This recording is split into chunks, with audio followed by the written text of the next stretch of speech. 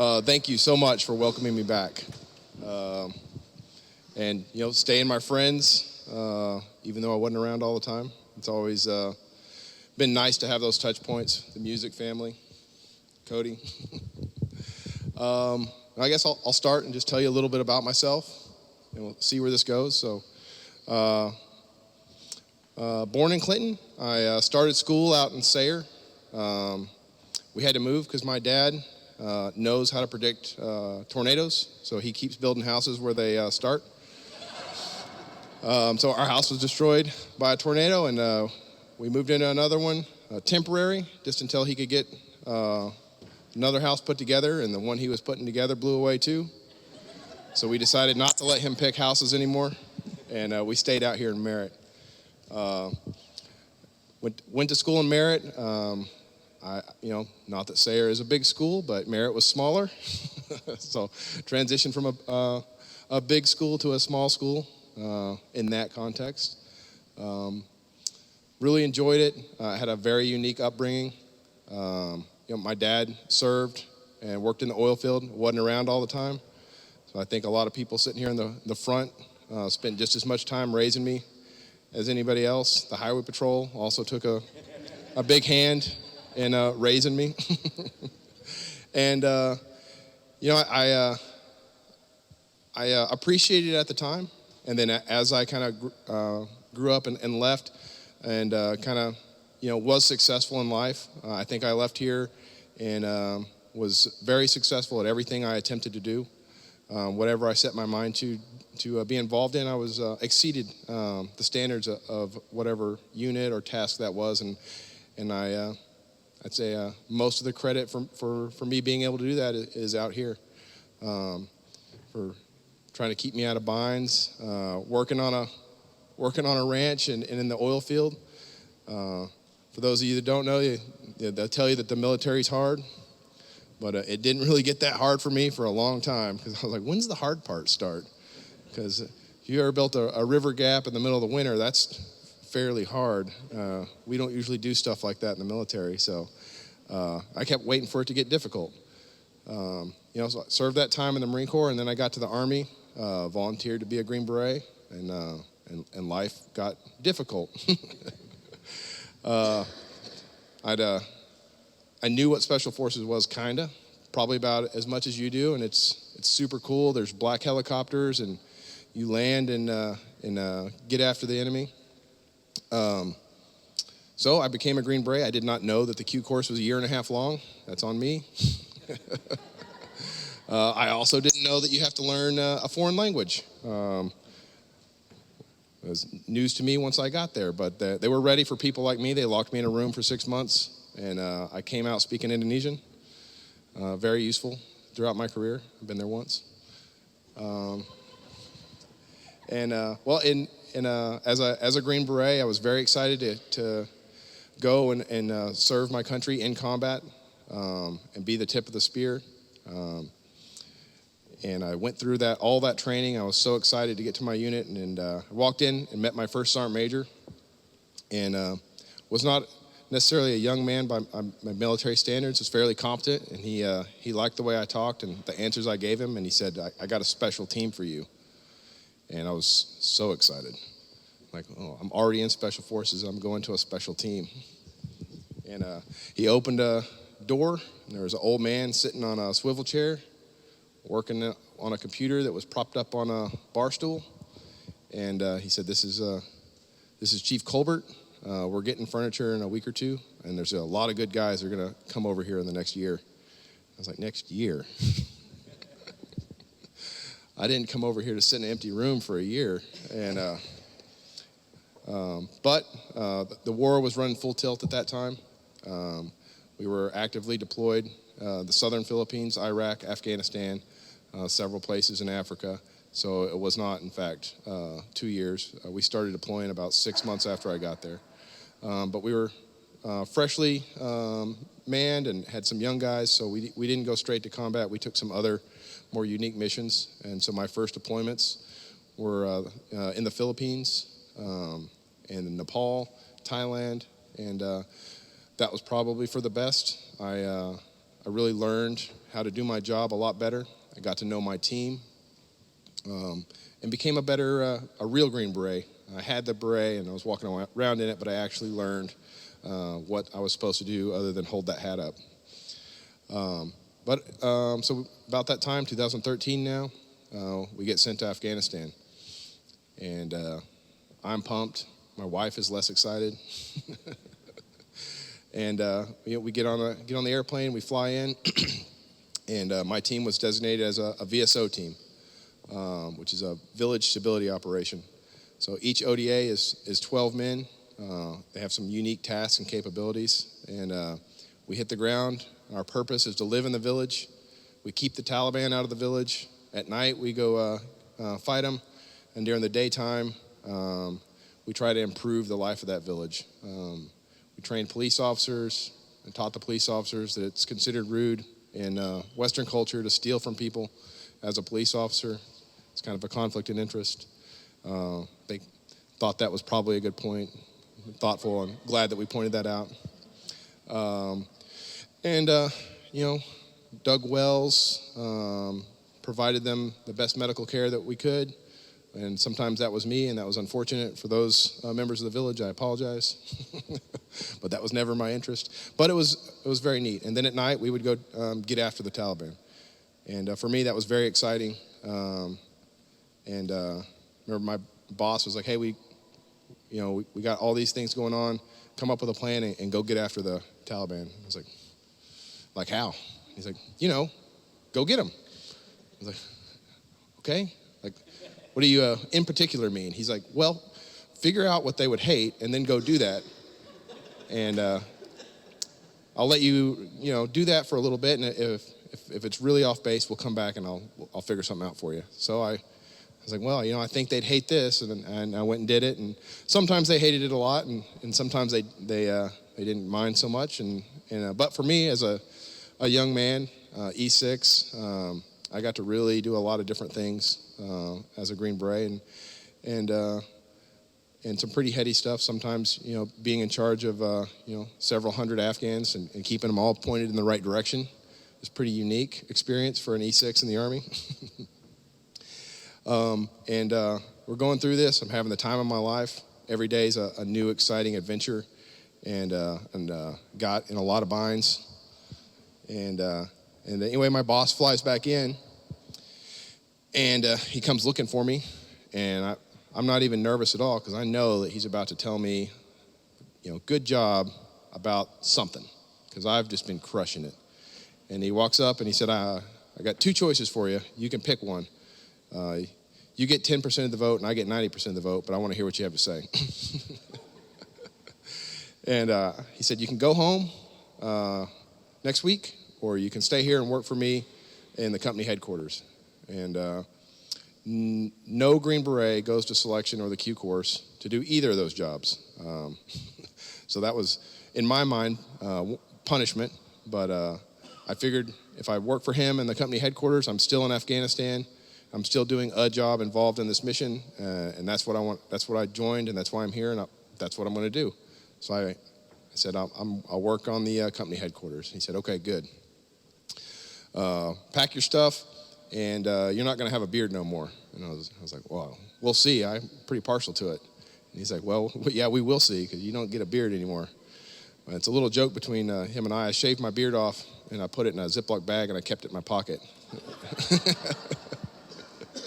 Which some people think's gross, but I thought it was great. From there, I start working on the company headquarters, and it's not fun, and it's not interesting, and it's not mentally engaging, but it was important. And my friends were out there, depending on the service I was providing, even if I was not enjoying it. And the sergeant major knew me very well, probably better than those of you in the front here.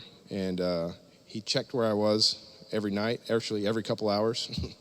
And every time I built a convoy, he made real sure that I wasn't in it, because every time he turned his back, I'd try and get out the wire and go get in some mischief.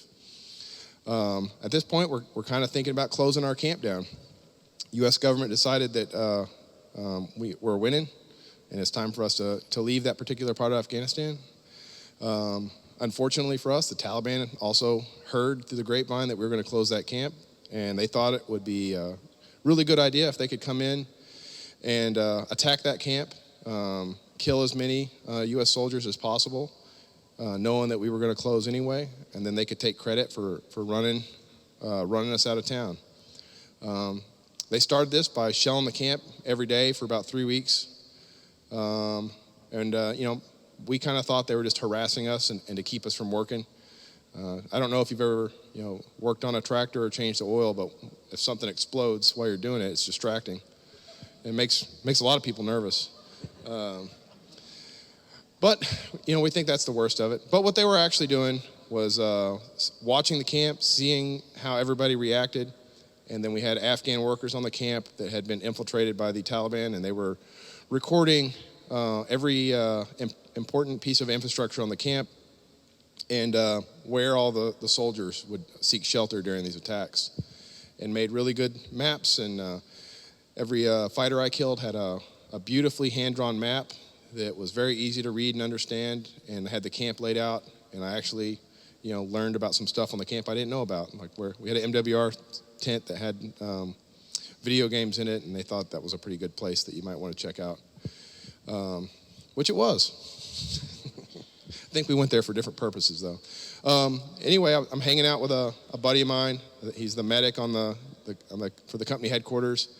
We link up every day and have a cup of coffee and Eeyore each other and talk about how awful it is and how we can't wait to get out of here. And we're sitting there going back and forth, and suddenly we're both in the floor, covered in dirt, and every bandage or bottle of medicine he had on the shelf is on top of us. And I was trying to figure out what had happened. And I kind of thought, they've been shelling us every day. We must have caught a round right here in the med shed. Looked around, is everybody okay? And I could hear everybody kicking around outside the door, so I was like, I'm going to go tell them that we're okay so they don't run over here with their hair on fire. I opened the door, and it was a clear, beautiful day in Afghanistan when I went in that room, and when I came out, there was a dusty fog hanging over the whole camp, and I could see everybody opening their doors, and everybody was thinking the same thing. They're like, the operations center's been hit, and the sub-center's been hit, and they're like, the motor pool's been hit. And I was like, no, actually it was the med shed. Why does everybody think that every building got hit? And about that time, I start hearing some machine guns and rifle fire pick up behind me, and I look over my right shoulder, and there's a mushroom cloud of dust and smoke kind of billowing up in the air, about 2,000 feet in the air, so it was fairly significant. And the Taliban had parked a truck with about 3,500 pounds to 5,000 pounds, depending on the grade of the explosive, next to the wall on the far side of the airfield. So I'm sitting there, and I was like, the only reason that you would blow up the wall over there, because there's absolutely nobody there, is to get into the camp. We should go investigate that further. So I put all my gear on, and start looking for a way to get over there. And while I'm doing that, about 160, 180 Taliban fighters start attacking the other side of the camp now. They emplaced a bunch of mortars, small pieces of artillery, some recoilless rockets, and had a pretty good crew together, and had a ton of RPGs, and just started raking the camp apart. And a mail clerk had been out getting all the mail and care packages you guys have been sending to us. And he was the only thing moving, so everybody was shooting at him. He didn't appreciate it that much. Raced into the camp, and he must have seen me sitting there needing a truck, because he jumped out and left the engine running and the keys in the ignition. It worked out great for me, and I started to get in, and a buddy of mine, Nate Abkemeyer, he came running over, and he said, I'm driving. I said, hop in, bud. And jumped in, and we're getting ready to take off, and we almost run over another good buddy of mine, Drew Busick. He's on a four-wheeler. He didn't see us, and we didn't see him, and his adventure almost stopped right there. But luckily, we didn't kill him. And he jumped in the back seat with us, and we headed out to get in the fight. And we pulled out of the SF camp, and I guess all the Taliban fighters were like, hey, that idiot in that black truck's back. and they started shooting at us, which got everybody in the truck slightly emotional, but we waited till later to talk about it and headed on down the road. As we get to almost get to where that explosion occurred, another four-wheeler pulls up next to us, and it's got that old man that was sitting in that empty room when I first got to the company. He's on the back of a four-wheeler. Another buddy of mine at Medic's driving it, and he's giving me a thumbs up, and he's pointing toward that mushroom cloud. And I give it back, yep, that's where we're going too. And we get down there. As we get down there, Nate started to slow down because I was intending to get out, get on top of this wall or something, put my sniper rifle to work. And the four-wheeler pulled past us just a little bit, and just as they kind of get into this intersection, they just start getting shot to pieces. They both get hit pretty quick. I can see small arms rounds landing all around them, and figured the best thing we could do is put this pickup truck in between them and whoever was shooting at them and give them a chance to get out of there. And had my big sniper rifle. I looked super cool. If you haven't seen the pictures, it looks amazing. Didn't quite fit in the cab of a Toyota Tacoma, so I don't do that anymore. But so I kicked my door open a little bit, and I threw that buttstock over my shoulder, and we pulled around right into the middle of about 12 suicide bombers who have brought their rifles also, and they were not intimidated by the buttstock of my rifle. Which is unfortunate because I got my door open too, and they started shooting into the truck. I got excited, jumped around a little bit, and pointed the scary end at them, fired around, and it jammed, which suboptimal. Not really how you want to conduct these activities. So, which left me in a tight spot because I was the only person that was kind of facing them that could shoot at them, and I wasn't shooting at them. Which is also considered poor behavior if you ever find yourself in that situation. But I wasn't just going to sit there and let them keep doing it, and I figured if I could distract them a little bit, Nate and Drew could get after it, and we'd approach it in a more meaningful way. So I pulled my pistol and rushed the nearest group of fighters, shooting at them with my pistol, and never got hit a few of them. And unfortunately, though, got right in the middle of them and then ran out of pistol ammo. I was shocked. They were surprised. We couldn't figure out what exactly to do now. But I had a good idea. I pulled out a hand grenade and threw it down in between us. And generally, that's considered rude.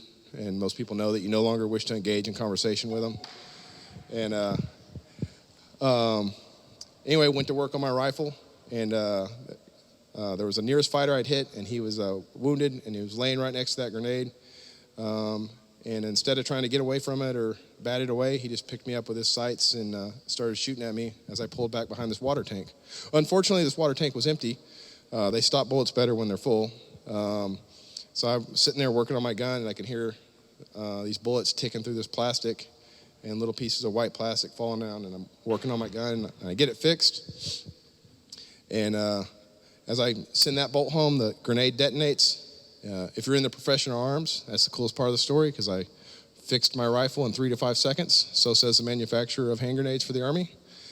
And I'm pretty impressed with myself.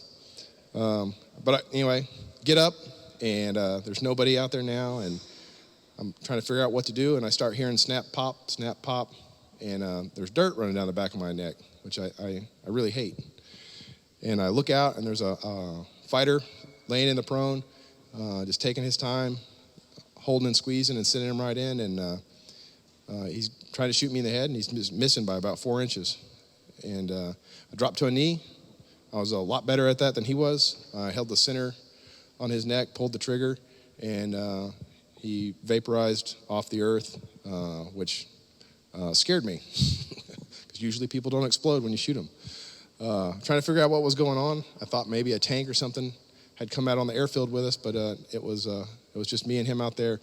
And I started figuring out that he had a suicide vest on. I was hoping that he was out there by himself, because everybody knew he had a suicide vest on. and I was hoping the rest of these guys did not. It turned out to be not true, as I would later find out. But I can hear everybody behind me, screaming, Chief's hit, I'm hit, Drew's hit, everybody's hit. And I couldn't go back around this corner because these guys would be right on top of us again. So I said, I'm gonna go after where they ran off to, and whatever they're doing, I should do the opposite. So I don't know what they're up to, but I'm gonna stop them from doing it. And as I stay engaged, guys are gonna hear me getting after it, and they'll come help me, and we'll take care of this problem.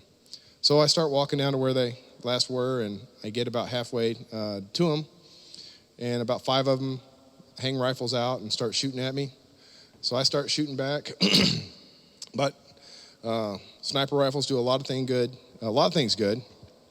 Provide suppressive fire for long periods of time is not what they do, because they don't hold very many bullets. So I ran out of ammo almost instantly, which is stressful because now my pistol's empty. I don't have a hand grenade.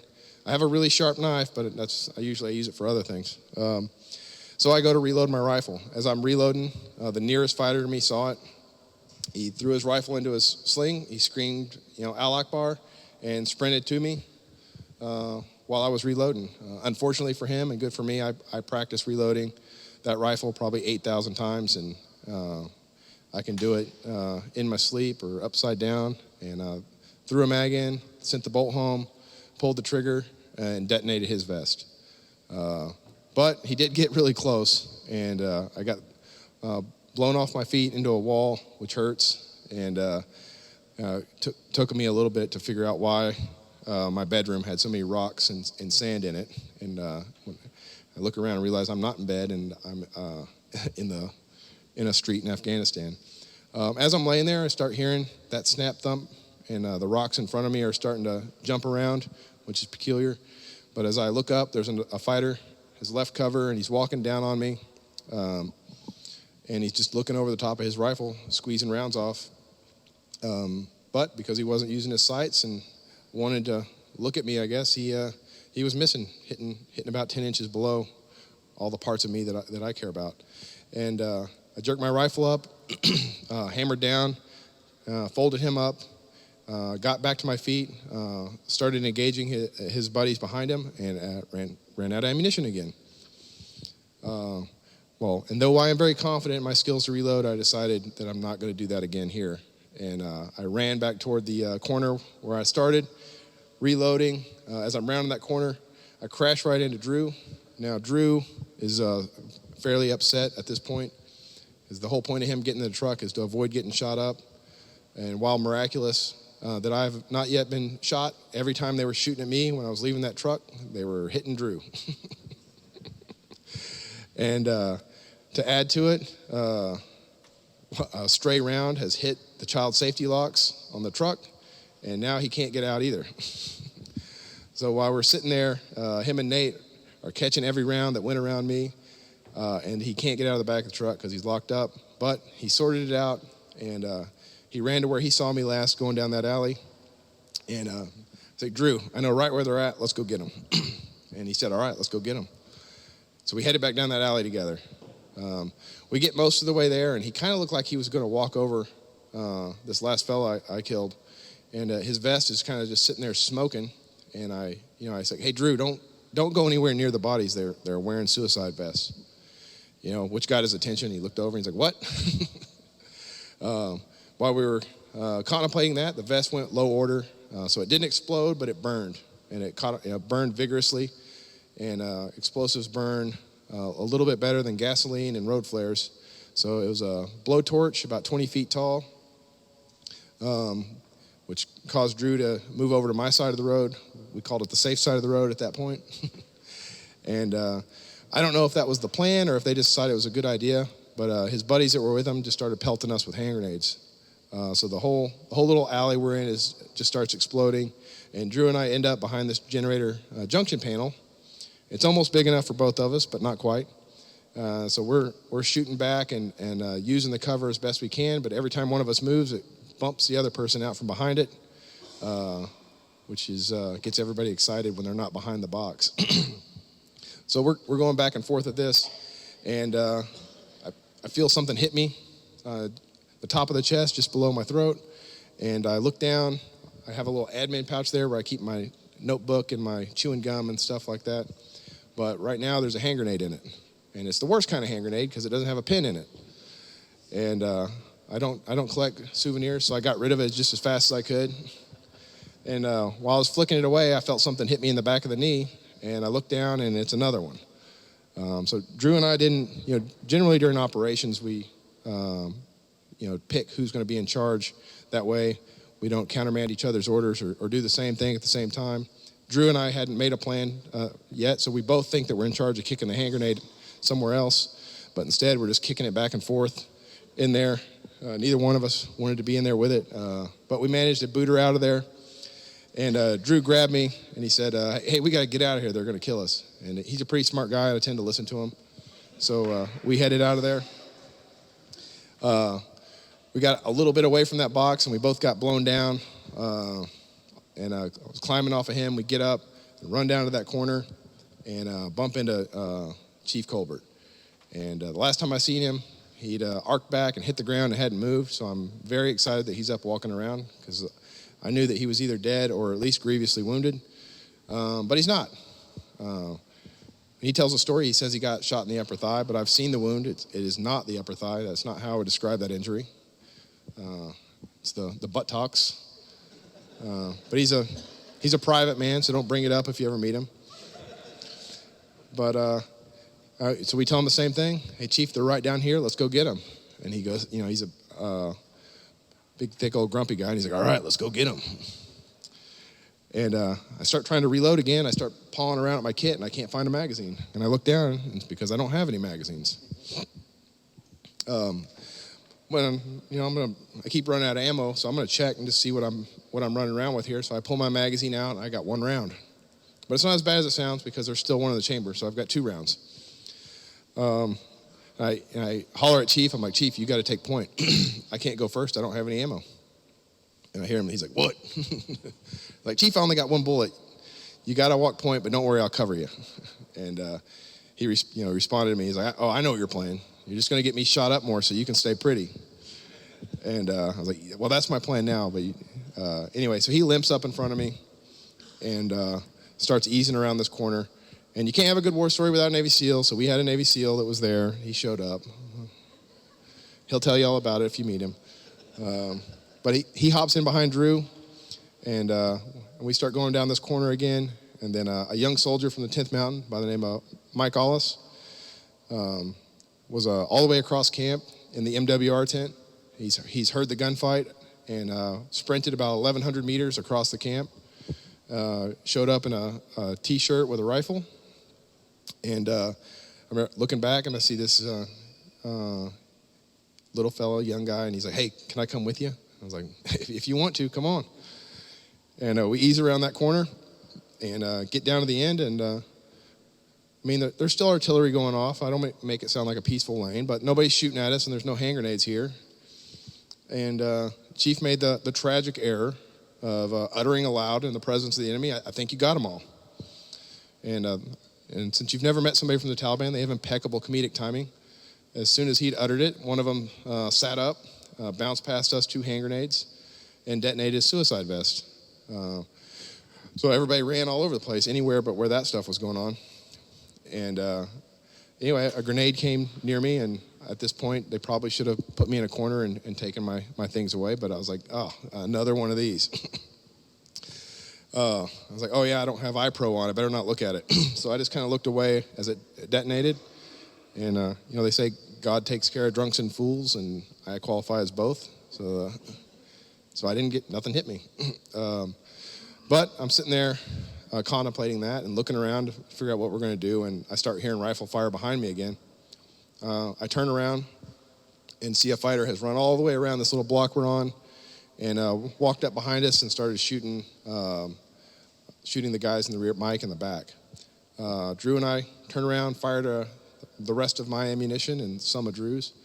And whether we hit him and detonate his vest or whether we hit him and he elected to detonate his vest, either way his vest detonated and blew Mike Ollis most of the distance to me.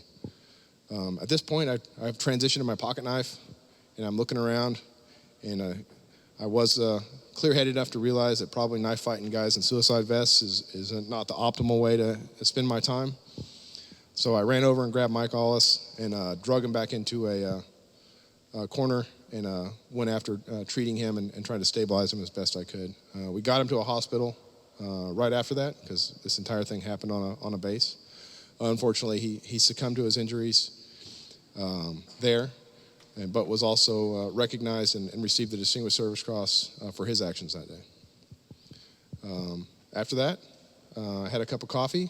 I was given some Valium to help me with the strained muscles that I had that day, and because I'd received narcotics, I was put to bed, and Drew and Chief were patched up and had to stand guard all night. And if you remember, I don't know how you sit, but apparently Chief sits on his upper thigh, but he was unable to sit down the entire night and had to stand up for the entire night's watch. But after that, I was injured. I made a recovery. It took me about 9 months before I could do grown-up things again. I think my wife appreciated that I got better. She got sick of putting my pants on in the morning. But I ultimately was able to return to an ODA. Had a pretty spectacular career. I've got to guard two U.S. presidents overseas. Ultimately became a team sergeant of my own ODA. Was about to lead them into battle in Afghanistan, but they've got the Earl curse. So as we were packing up to leave, the president canceled the war. So they didn't get to go, but they still got a great job. I think they'll be all right. And then so several years later, obviously, I start getting phone calls, and people want to know where I'm at and what I'm doing. And have the Pentagon calling me, which is most of the time not great news if you're in the military, an enlisted position. They shouldn't be calling you ever. But they want to know where I'm at, what I'm doing. And I'm telling them, and I'm kind of figuring out what's going on, and they're making a big deal out of this. So they start narrowing it down. You're going to get a very important phone call from a high-ranking member of the U.S. government. Like, okay, they won't tell me who it is, but I'm starting to figure it out. And they're calling, months in advance, weeks in advance, and 48 hours. They're like, you're going to get a call exactly at this time in 48 hours. Set your clock. And I'm starting to get agitated. I'm a Green Beret. I operate behind enemy lines, unsupported. I can answer the phone at the right time. So thank you for your concern. So the appointed time comes, and I go outside about an hour before the phone call. 2 reasons: make sure I got signal. Also, I don't want anybody I work with to be on the phone or be around the phone when I get this call. About 20 minutes before the call, the power goes out, and the tower went down. So I went from having lots of signal to none signal. And I know I look cool, calm, and collected, but I was getting nervous. So I jump in my truck, and I'm driving all over the place, and I finally go to the hospital, and I get a couple bars in the parking lot. And I'm like, this should work. And now we're like 3-4 minutes from the exact time.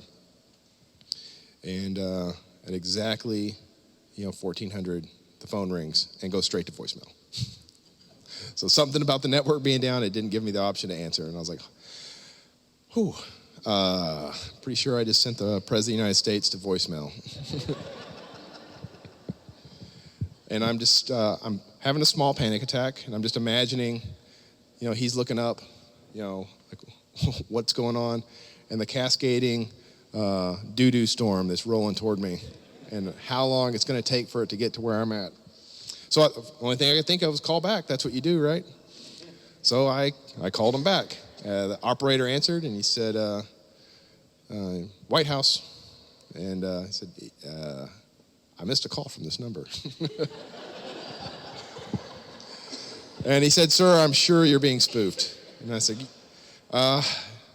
yeah, but I was expecting a call from this number. And he said, what is your name and affiliation? And I said, Master Sergeant Earl Plumlee, U.S. Army. He said, yes, hold for the president. It rang once, he picked it up. So he heard it here first. I called the president. He took my call. And he proceeded to tell me that he was going to have me to the White House and get the Medal of Honor, and we're gonna firm these dates up, and I think he talked to me for probably 30 minutes, which was kind of humbling. If you could sell 30 minutes of the president's time, what would that be worth?